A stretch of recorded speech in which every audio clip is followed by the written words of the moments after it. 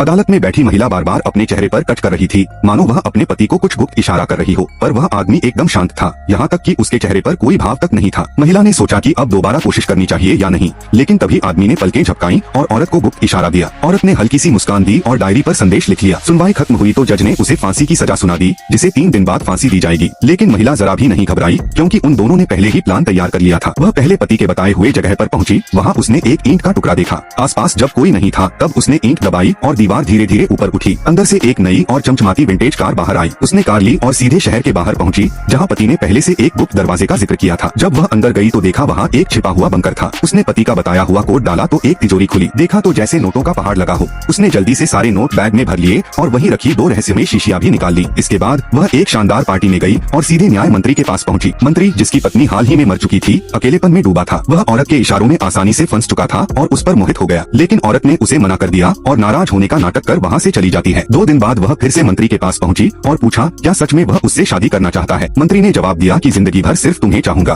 तुम्हारे लिए कुछ भी करूंगा। उसने हर बात मानने का वादा किया। औरत ने चालाकी से अखबार उठाया और इच्छा जताई उसमें छपे मौत के कैदी से मिलने की। मंत्री पहले तो आश्चर्य में पड़ा, लेकिन वह मना नहीं कर पाया। उसने पहले तो जेलर को धोखा दिया और औरत को सहायक बताकर जेल के अंदर ले आया। अगले ही पल औरत ने वही शीशी वाला इंजेक्शन मंत्री को लगाकर उसे बेहोश कर दिया। मंत्री कुछ समझ नहीं पाया और कैदी की सभी हथकड़ियां खुल गयी। इसके बाद उन्होंने मंत्री का मुखौटा पहना, जो उन्होंने पहले से तैयार कर लिया था, और मंत्री को नकली चेहरा लगाकर मौत की सजा दिलवा दी। लेकिन जब वहाँ के कर्मचारियों को अपनी गलती का एहसास हुआ, तब तक दोनों वहाँ से फरार हो चुके थे।